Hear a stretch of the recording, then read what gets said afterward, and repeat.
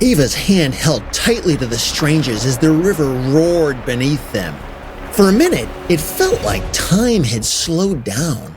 She felt herself being lifted upward, her feet kicking as she dangled above the rising flood. Then she felt her feet land on dry ground as she stood there soaked and shivering. The stranger was already crouched beside her. "Are you okay?" they asked softly. Whoever this person was, their voice was gentle and friendly, and finally, she saw them clearly. It was another kid, just like her. Same age, maybe even the same height. Their clothes were muddy, their hair stuck to their forehead, and they had a sketchbook clutched tight to their chest. "Yeah, I think I'm okay," Ava said. They sat in silence for a moment as they both caught their breath. Then, even though she was still shivering, she smiled. "Hey, you're the one who's been drawing." The other kid looked down shyly and smiled. "Yeah, it's me."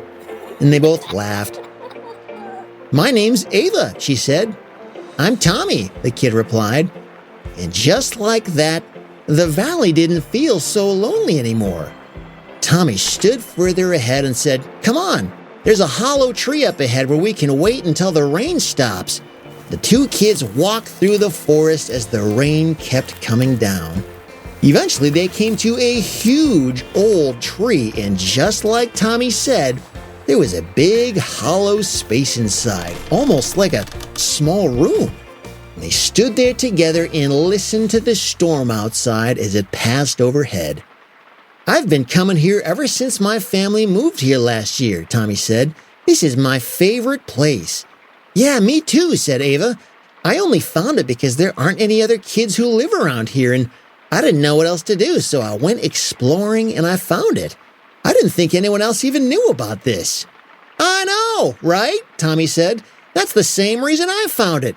I saw your drawing and I had never seen anyone else who liked to draw as much as I did, so I figured I'd put mine there just in case you ever came back so you could find it." And they looked at each other and realized it wasn't just a river or a meadow, and it wasn't just Ava's or Tommy's. It was a secret place, a shared place. "Hey, where do you live anyway?" said Tommy. "I thought my family was the only one that lived around here. Seriously, I didn't know there were any other houses nearby. Where is your house?" "Oh, it's just up the way a little bit." "You want to come see it?" said Ava. "Sure," said Tommy. As the storm slowly passed, the two kids got out from the hollow tree and started walking toward Ava's house. And as they reached the edge of the trees, Ava pointed up the hill. "That's my house, just right up there." Tommy stopped in his tracks. His eyes locked onto the roof, the windows, and the parked car in the driveway. "Wait, what is that place?" he asked, his voice barely a whisper. Ava blinked. "Well, what do you mean? It's just my house. Does your house not look like this?" But Tommy didn't move. He just stood there frozen, staring at Ava's house like it had fallen from the sky. Ava asked, "What, so you've never seen a house before?" "Not like that," Tommy said slowly.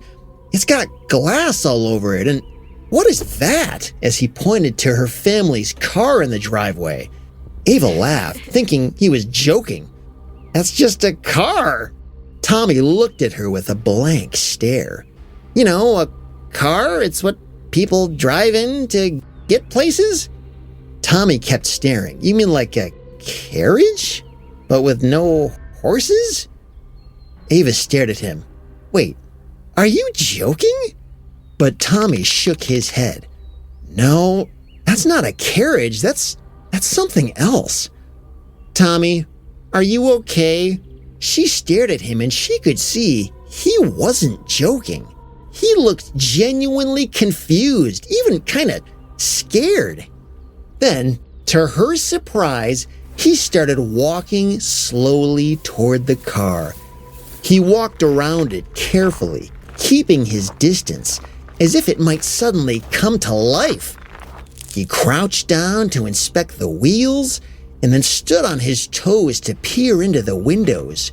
So, wait, do people sit inside this metal box? He asked. It's not a box, Ava said. It's a car. You know, you press a button and it turns on. Tommy stepped back like she had just told him it could fly. He turned to the house again. His eyes darted from the windows to the metal door handle to the blinking light on the doorbell, and then a faint click came on from the side of the house. The porch light blinked on automatically, casting a warm glow over the steps. Tommy froze. That light, he whispered. Did something just catch on fire? Ava glanced over. Fire? No, that's just our porch light. It turns on automatically, like when it gets dark. It's got a motion sensor on it. Tommy turned to her with his eyes wide. A what? Yeah, it senses movement, she said slowly. But Tommy wasn't even listening to that part. He was still staring at the bulb. His voice was shaky. You have light? Without fire?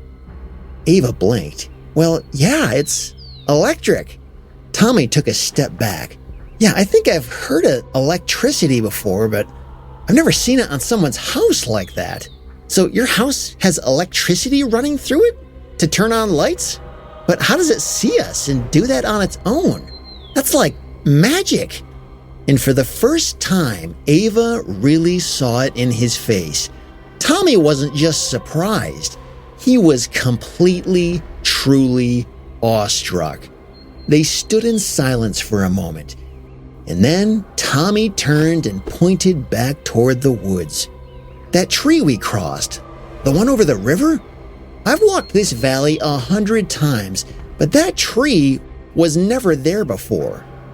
It was there when I found the river, Ava said. It's how I got across.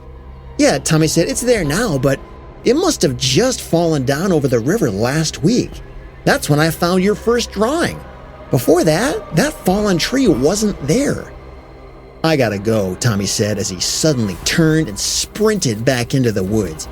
Wait, where are you going? Ava called out. I need to get home. I need to check if... Just meet me back at the river tomorrow, okay? Okay, Ava shouted after him. She watched him disappear between the trees, his muddy shoes kicking up bits of wet grass. Ava stood alone in the clearing now.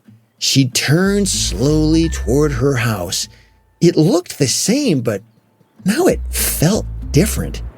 She could still hear the wind rising through the woods behind her, but this time it carried something unfamiliar, something strange, something like a whisper from another time. But that's a story for another day.